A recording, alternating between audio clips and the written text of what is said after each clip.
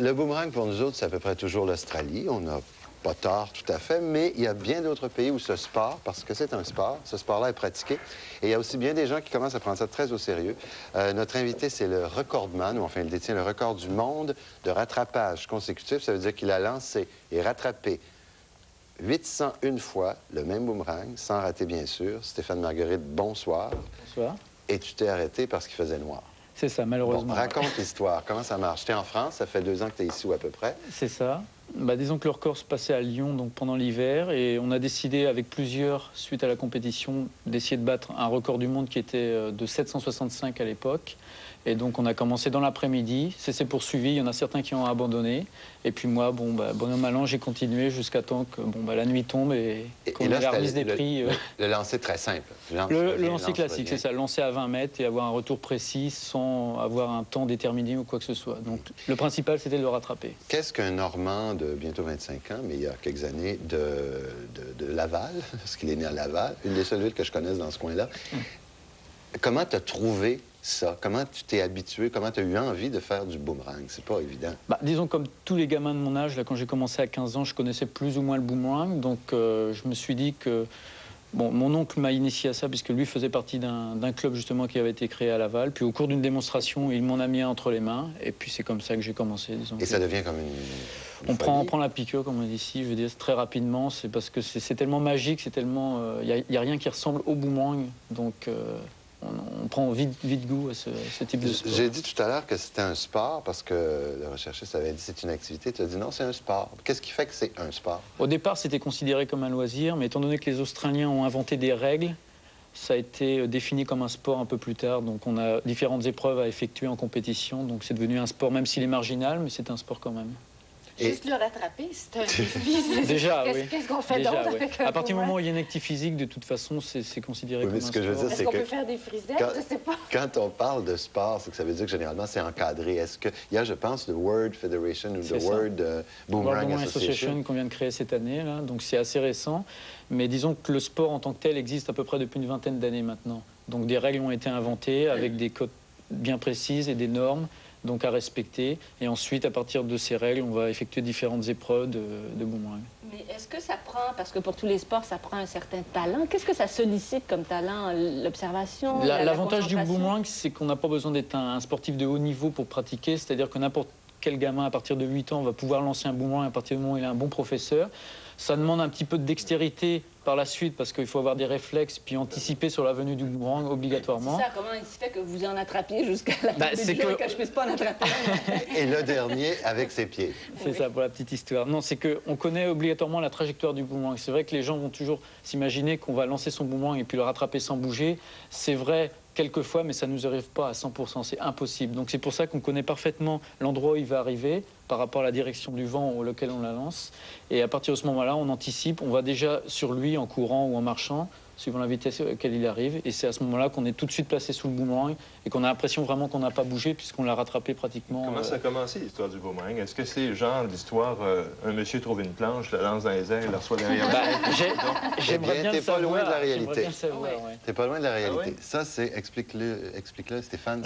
C'est presque un instrument de collection. C'est ça. Ça, c'est un killing stick, un bâton à tuer qui vient d'Australie, donc qui a été fait par des aborigènes sur place pour la chasse d'animaux, de gibier à l'époque. C'était d'assommer l'animal. C'est ça. Disons que le principe du boomerang ou de l'arme de chasse, puisqu'on ne peut pas vraiment appeler ça un boomerang, c'était d'aller une certaine distance et d'assommer l'animal sans qu'il y ait un retour ou quoi que ce soit, puisque c'est impossible. Avec ce type de bâton, c'est beaucoup trop lourd, donc il n'y a aucun moyen de le faire revenir. Bon. Et ça a évolué. On pense que ça vient des aborigènes d'Australie, mais on en a trouvé dans la tombe de Toutankhamon. Dans la tombe de Toutankhamon. Donc, c'est pas australien, typiquement. Non, mais disons que quand Cook a découvert l'Australie, il en a rapporté les faits, donc c'est pour ça que c'est assez récent et qu'on connaît que les aborigènes lançaient le boomerang. OK, celui-là, c'est un normal, qu'on connaît. Voilà, c'est ça. C'est le type de forme qu'on faisait il y a à peu près 10-20 ans maintenant, parce que nous, on n'appelle plus vraiment ça des boomerangs normaux, en compétition du moins. Donc, c'est un boomerang en bois naturel. Il a été fait à partir d'un tronc d'arbre qui a exactement la même forme. Donc, c'est comme ça que les aborigènes les concevaient au départ. Et on peut en avoir, comme dans tous les boomerangs, on peut en montrer quelques-uns, là, qui soient pour gaucher ou pour droitier. C'est ça, oui. Alors, il y a toutes sortes de variétés. Celui-là, bien sûr. Voilà. Celui qui a eu un accident. Qui disait ça tout à l'heure? C'est un kangourou, celui-là? Kangourou, un boomerang qui a eu un accident. Celui-là, c'est toi qui l'as fait? Celui-ci, oui, il est en polypropylène, donc des matières plastiques incassables.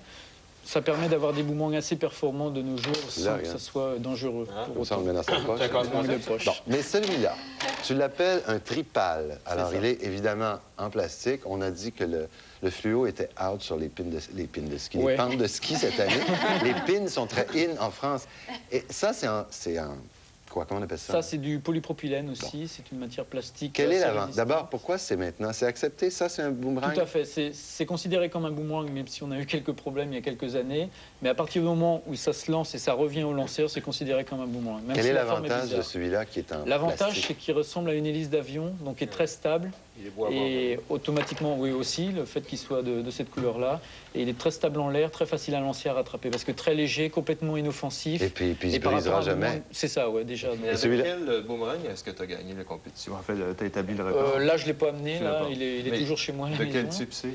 Un peu un type, il ressemble à rien du tout pratiquement Non, c'est un ici. autre. Ouais, un autre type de boomerang assez fermé, là, un peu entre le tripale et puis le boomerang bipale. là. Et comment on le tient pour le lancer, par exemple? Alors pour le lancer, c'est très simple. N'importe quel type de boomerang va se tenir de cette façon-là, avec l'index et le pouce.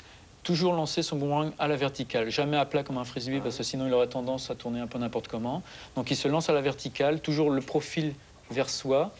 Et on lui donne un coup de poignet de façon à ce que ça lui donne de la rotation suffisante pour Le- qu'il puisse monter en Le l'air. vent face à nous ou... Le vent toujours face à soi. Toujours. Écoute, Ça, c'est si très tu veux un important. cours, il y a... Ben, c'est bon, non, ça va très, Ah très oui, bien. tout à fait. Et ça me permet, parce qu'on achève, ça me fait un très beau lien pour dire que tu as fondé le club de boomerang de Montréal. C'est ça, avec quelques amis là, depuis un an. Maintenant, on essaie de promouvoir la pratique du boomerang à Montréal et au Québec, bien sûr. Et dont le sigle est un samar, vous savez, ces petits Ça, avions un qui samar sortent d'érable, qui et tombent donc, des érables. Et vous êtes combien de gens? Est-ce que c'est très populaire? Carmen dit que dans le parc Maisonneuve, C'est ça? qu'il y a Bah, beaucoup de jeunes qui en font. On essaie de s'entraîner régulièrement les dimanches après-midi. Donc, si les gens veulent vraiment nous rencontrer, ils auront peut-être la chance de Puis nous qu'est-ce voir que ça lancer. prend pour devenir membre de l'association? L'amour du boomerang? Bah, c'est ça, déjà être passionné plus ou moins, peut-être être intrigué par l'objet en lui-même, et puis bon, se dire que si on arrive à le lancer très facilement, pourquoi pas, ça peut devenir une passion, et puis on peut fabriquer aussi ses boomerangs, et puis on peut aller à des compétitions plus Et tard. là, on n'a pas le temps, mais tu as décrit à mon recherchiste une dizaine d'épreuves différentes. Voilà. Voilà. Avec des variétés Des variétés de d'épreuves, boomerang. de styles imposés, C'est comme ça, en gymnastique ou n'importe quoi. des Est-ce que tu penses qu'un jour, ça pourrait devenir une discipline olympique? On a essayé de le faire, mais malheureusement, comme ils essaient d'un peu couper dans le sport olympique, là, ça prendrait beaucoup trop de semaines pour pouvoir faire passer tous les sports. Donc, moi, je pensais plutôt que ça soit un sport à part entière et qu'il soit mis avec d'autres genres de sports du même type, tels que le frisbee ou choses comme ça. Mais de là à rentrer dans l'Olympisme, c'est déjà beaucoup dire. Tu as la double nationalité, tu es au Canada depuis Ouais. 2 ans, je le disais. Tu as déjà fait partie de l'équipe de boomerang française. Est-ce qu'on va avoir une équipe de boomerang Bah, canadienne? j'espère. Il est prévu pour l'année prochaine. La prochaine Coupe du Monde est à Hambourg, en Allemagne, donc en août 92. Donc j'espère emmener avec moi quelques Canadiens pour former une équipe. Ouais. Ça sera vraiment la première. Alors, Stéphane Marguerite, on te souhaite bonne chance. Et si vous, à la Merci. maison, êtes intéressé par ça, vous n'avez qu'à nous téléphoner ou à nous écrire. On va vous donner toutes les coordonnées. C'est beaucoup plus simple comme ça. Et puis, bon retour. Vous allez Merci revenir. beaucoup. Vous allez revenir, Je reviendrai, oui, comme d'habitude. Merci, Stéphane.